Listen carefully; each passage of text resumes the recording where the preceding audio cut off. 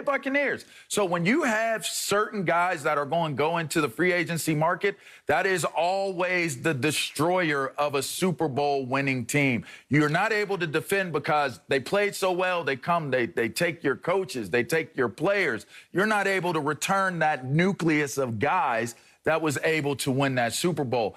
I think they will not only look very hard at making sure they can keep Tom Brady for the next 3 years or so, but they will also look very hard at trying to figure out how to keep the core nucleus with guys like Chris Godwin, with guys like Shaq Barrett, and obviously you got to think Levante David to bring back. So I think this is an easy one here. It certainly is within the realm of sensibility for Bruce Arians and the upper management to think this has got to be a priority to try to figure this out to keep all these guys in-house. Yeah, absolutely. I mean, Arians said it after they won the Super Bowl. We're going for another one. So they are trying to bring this team back, obviously, to talk about Brady with an extension. You're trying to keep this thing going and win a couple of Super Bowls, if not more. And look, I love what Chris Godwin is saying. I'm not going to leave a really good situation where maybe if they franchise him, he gets $16 million. On the open market, he can get $18 million, maybe $2 million more. I'm not going into a bad situation just to stay in Tampa Bay. I've got my Super Bowl. I like that mentality. However, every situation isn't a bad situation. So maybe a good situation will present itself and he does leave for a little bit more money or much more money. Here's the thing. As much as I like Chris Godwin isn't going to be the determining factor as to whether they win the Super Bowl or get to the Super Bowl next year.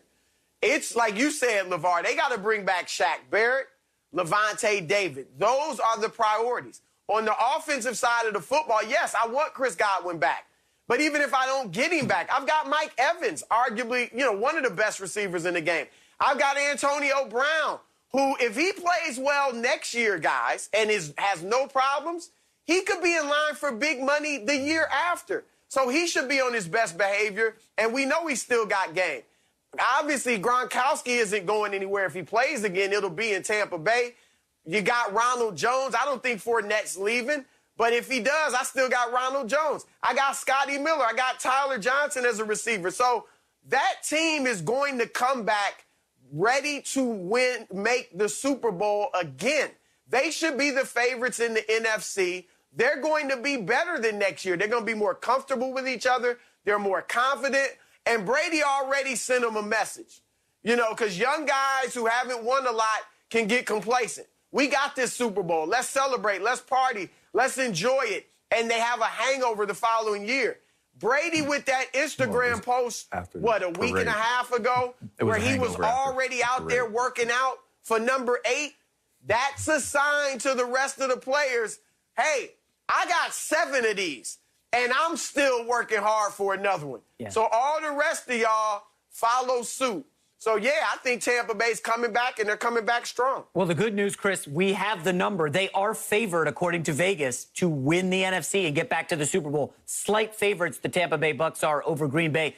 I am curious, though, Godwin coming back is instrumental, okay? He's one of these versatile receivers, lined up 51% of the time in the slot and can go outside and win there. He is massive, Chris. But the Shaq Barrett situation bears watching, okay? There's some chatter out there that, hey, maybe he's replaceable with Von Miller, maybe Melvin Ingram, Ngakoue. There are options there, but Godwin coming back is massive because, of course, Brady, remember, Belichick kept cycling through Brady's guys in the slot. Well, we're just going to lose Wes Welker. We're going to get rid of Amendola. And Brady was never happy with that. The fact that Tampa's bending over backwards to make Tom Brady thrilled and now is saying, hey, man, we may just extend Brady 45, and maybe Tom Brady's playing for us at 47, 48. They really want to keep this going. I don't know, man. I'm just shocked that Tom Brady can leave New England, 2 decades of dominance, go to Tampa, and basically start the cycle anew. I mean, there's got to be a lot of anger from Bill Belichick right now in New England. We're talking about, should he bring back Cam Newton? And Tom Brady's like, yeah, we'll bring back our Super Bowl roster. LeVar, they're favored to win the division. Drew Brees is expected to retire. They're favored to win the NFC. Tom Brady's still on top of the world. This is madness. As we continue to look at this and dissect it, Leonard Fournette was a very critical part of this team's success in the postseason. He made some very timely runs, some very timely plays for this team. But with that being said, you have depth and comfortable depth at that position. If Leonard Fournette wants to come back, it's going to have to be at a reasonable cost and a reasonable price. I don't necessarily disagree when you look at and say the other names at the receiver's position, but Chris Godwin, there is something to be said, as you mentioned about Dak Prescott in the last segment, Chris. There's something to be said about the continuity, the familiarity, the buy-in, and what they bring to the table. And Chris Godwin has been one of those guys from day one that has been an emerging leader and a constant presence to this team. I think the duo between Mike Evans and Chris Godwin is really what attracted Tom Brady to wanting to come to Tampa Bay in the first place. I looked at them bringing in AB.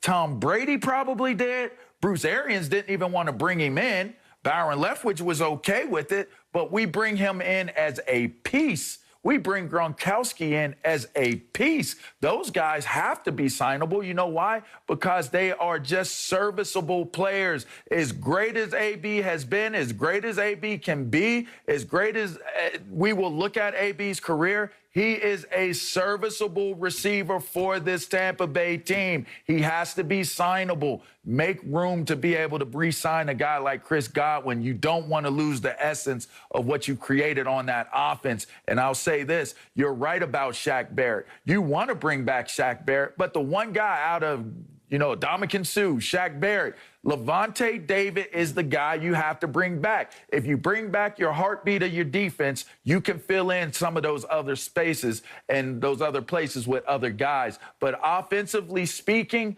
that is the #1 priority to this team because of what they had to do with Tom Brady, and they will address that aggressively. And that's why I don't think that we can sit here and look at and underestimate the fact that they are actually going to try to keep all of those guys in pocket in Tampa. I like Godwin, but I do think you guys are overstating it a little bit. I have no doubt that Antonio Brown can step in there and do that. We saw Tom Brady win Super Bowls with far less talent than Mike Evans, AB, and Scotty Miller as his receivers, not to mention Tyler Johnson, and the host of tight ends. I mean, really, again, I'm not throwing shade at Chris Godwin, but I saw him drop a few passes in the playoffs. He was hurt. I'm just saying. I ain't throwing shade. I ain't saying I'm sure. I saw him drop a few key passes. I saw him drop a few key passes, and all I'm saying is they will be fine without him. If he leaves, I want him back, but if he goes, they'll be fine. I mean, my goodness, how many tight ends and receivers do I need? And as far as Leonard Fournette, yes, Leonard Fournette was big in the playoffs. You know why he was so big? And he ran hard. I've been a Leonard Fournette fan since LSU. All right, so I love the guy, but he ran so well in the playoffs because Ronald Jones was out. If Ronald Jones had been healthy, he would have been running that hard and getting that yardage, if not more. During the regular season, Fournette averaged 28 yards a game. I mean, so my point is this, LeVar. He's not getting big money on the market. No. I mean, I don't know if he'll even get an offer elsewhere.